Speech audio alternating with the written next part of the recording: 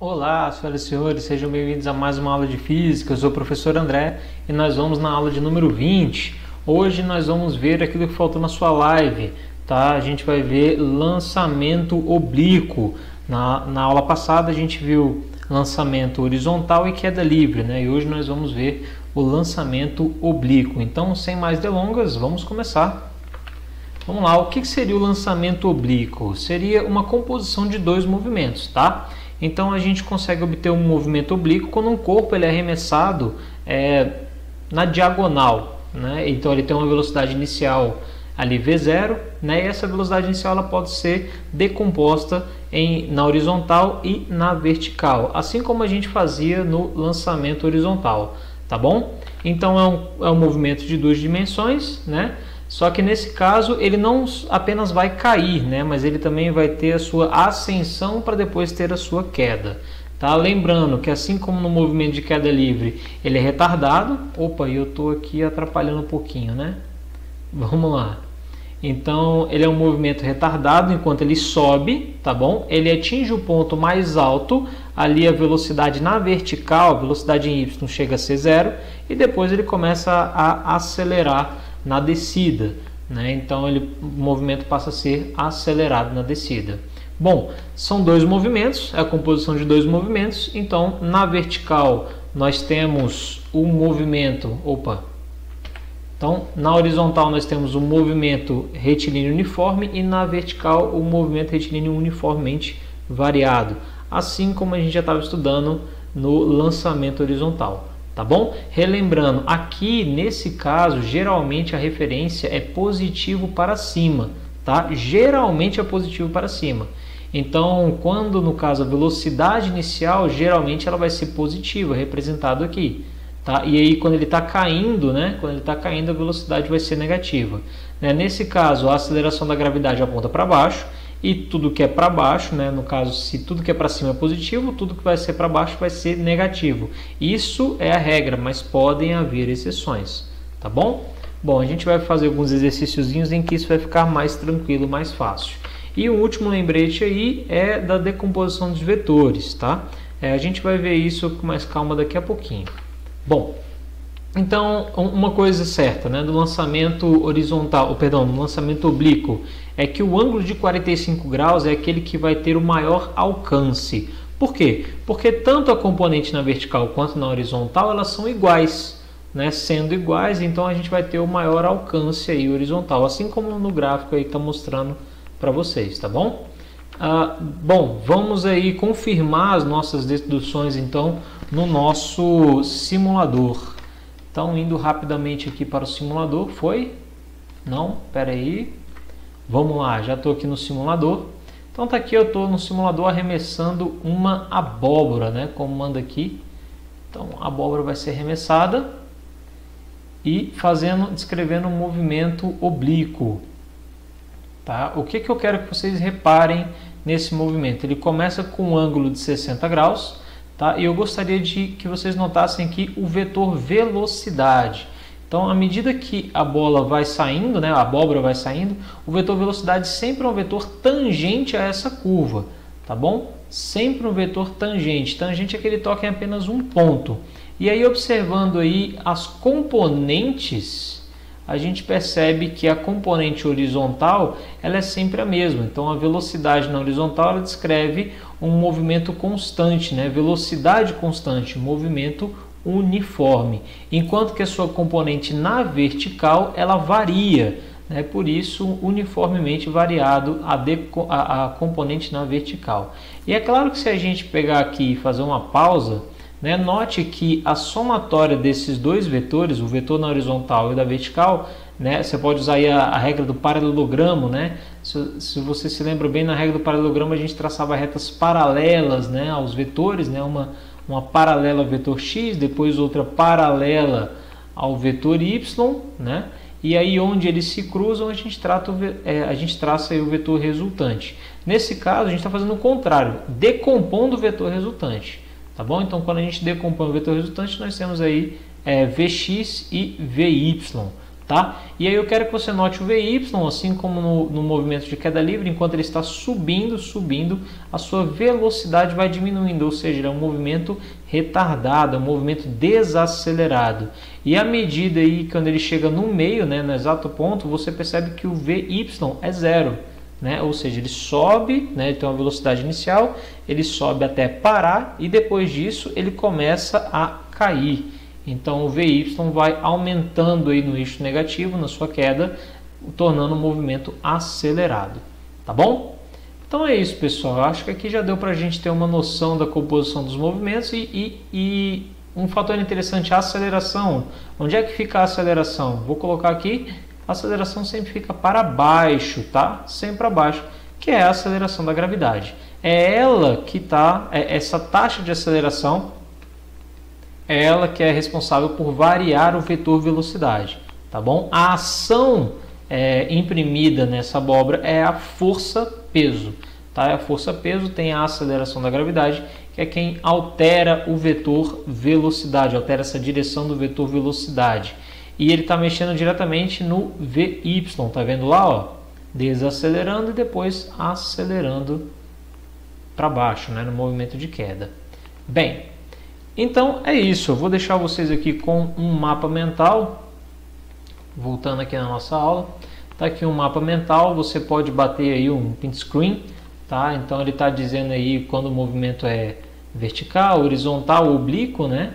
Então como que a gente trataria ali as fórmulas, lembrando que você já decorou essas fórmulas, que é um movimento retilíneo uniformemente variado, e a decomposição de vetores. Vamos ver como é que funciona essa decomposição de vetores na prática. Então, trouxe aqui um exercício para vocês. É o exercício 2 do seu livro, está na página 131, se eu não me engano. Diz assim, ó: uma bola de futebol chutada por um jogador segue uma trajetória parabólica que forma um ângulo alfa com a linha horizontal, sendo V0 igual a 30 metros por segundo, seno de alfa 0,6, cosseno de alfa 0,8 e a gravidade 10 metros por segundo ao quadrado. Calcule, letra A, as velocidades horizontal e vertical da bola no instante do chute. E letra B, a altura máxima atingida pela bola. Bom, o exercício não trouxe nenhum desenho para você, mas a gente consegue ver que uma bola chutada com uma trajetória parabólica, se ele falou trajetória parabólica, então ela deve ter esse formatozinho aqui, tá bom? Então aqui eu já descrevi para você a velocidade inicial, tá bom? Fazendo um ângulo alfa com a horizontal, que foi isso que ele disse, né? Uma trajetória parabólica que forma um ângulo alfa com a linha horizontal. Está aqui. E ele atinge até uma altura máxima. Ele quer saber a velocidade horizontal, ou seja, a componente horizontal e a componente vertical da bola. É isso que pede a letra A. Então vamos lá, eu vou destacar esse vetor aqui e eu já vou fazer um desenho decompondo os vetores, ou seja, as suas projeções tanto no eixo X quanto no eixo Y. Está aqui, ó. Ou seja, o vetor V0 ele é formado pelo V0y e pelo V0x, tá bom? Essas são as componentes do vetor. E você percebe que aqui nós temos um triângulo retângulo, né? Deixa eu até escrever aqui. Caneta aqui, ó. Nós temos aqui um triângulo retângulo, né? Então esse lado aqui do cateto, né? Esse é um cateto. Ele tem o mesmo tamanho do V0y. Então eu posso deslocar esse vetor V0y aqui para a direita. Né, seria a regra do paralelogramo, quando eu somo esses dois vetores, né, eu tenho o vetor resultante aqui, ou perdão, a regra do polígono, né, que a gente coloca um no abo do outro, tá bom? De qualquer maneira, as duas regras são a mesma, né, nós temos o vetor resultante V0. Então aqui eu estou fazendo a desconstrução do vetor, isso a gente viu lá na aula de vetores, e o que a gente tem que lembrar é que, opa, já tem um monte de coisa aqui, né, perdão, acho que não, a animação bugou, mas vamos lá. Nós temos aqui que o seno de alfa, o seno do ângulo é cateto oposto sobre hipotenusa. E quem seria o cateto oposto? O cateto oposto é o V0y e a hipotenusa é o lado maior, né? O V0. Tá? Então, substituindo aqui, nós temos seno de alfa V0y sobre V0. Então, de novo, cateto oposto ao ângulo é aquele que está do lado de lá. Então, V0y sobre a hipotenusa, que é o lado maior do triângulo. Então, V0. E aí a gente substitui os valores que ele deu para a gente, né? Ele falou que o V0 vale 30, que o seno de alfa vale 0,6. Então, no lugar do seno de alfa, 0,6 e no lugar do V0, 30. Está dividindo, passa para o outro lado multiplicando E aí nós temos então que a componente vertical vale 18 metros por segundo. Vamos fazer isso para o cosseno. Cosseno é o cateto adjacente sobre a hipotenusa, então aquele que está do lado. É o V0x, né? Faltou um zero aqui, né? Está ali Vx, faltou um zerinho. Bom, então substituindo aí o cosseno de alfa seria o cateto adjacente V0x sobre a hipotenusa, que é o lado maior, V0. Então, substituindo os valores que ele deu, o cosseno de alfa vale 0,8 e o V0 ele já tinha dado 30, está aqui, está dividindo, passa para o outro lado multiplicando e encontramos aí a componente x. Encontramos aí a componente V0x que vale 24 metros. Na letra B ele pede a altura máxima atingida pela bola. Repare que ele não quer saber a distância com que essa bola chegou, né? Não quer saber a distância, ele quer saber a altura máxima. Então não importa para a gente o movimento na horizontal, importa apenas o movimento na vertical. Então eu vou parar de olhar para o V0x, que é na horizontal, e vou olhar apenas para o V0y. Tá bom? Então repare, eu tenho na vertical, eu tenho uma velocidade inicial para cima, esse objeto ele sobe, atinge o ponto máximo e depois ele começa a descer. Então vamos analisar no momento em que ele sai, né? No momento da partida, já que eu tenho a velocidade inicial em y, ele quer saber qual que é a altura máxima. Quando a altura máxima, a velocidade é zero. Então repare, ele sai com uma velocidade inicial de 18 metros por segundo e chega numa altura máxima ali onde a velocidade y é zero, ela se anula. Tudo bem? Então nós temos as velocidades, nós temos a aceleração que ele deu para a gente, ele quer saber esse espaço percorrido, é o ΔS. Então eu vou usar Torricelli. Tá? Por que Torricelli? Porque ele não me deu tempo. Toda vez que ele não me dá o tempo, Torricelli na veia. Repare aí na fórmula do Torricelli, nós temos a velocidade final, temos a velocidade inicial e a gravidade, ele quer saber o espaço percorrido. Então, substituindo aqui, velocidade final é o VY, tá bom? É a velocidade com que ele chega lá em cima, que é zero. Já posso até colocar o valor. O V0Y a gente já tinha descoberto aqui, né? Vale 18. Né? E aqui repare que ele está negativo. Negativo por quê? Porque nós temos aí, adotamos o referencial para cima como sendo positivo. Se a gente adota para cima como sendo positivo, tudo que está para cima é positivo, então repare, a velocidade final, apesar de ser zero, ela é positiva, está para cima. Velocidade inicial está para cima, então é positivo, mas a aceleração da gravidade ela aponta para baixo. Então a aceleração da gravidade ela é negativa, é daqui que vem esse sinal aqui do negativo. Tá? Eu poderia até, lá na fórmula do Torricelli, repare que era sempre uma soma.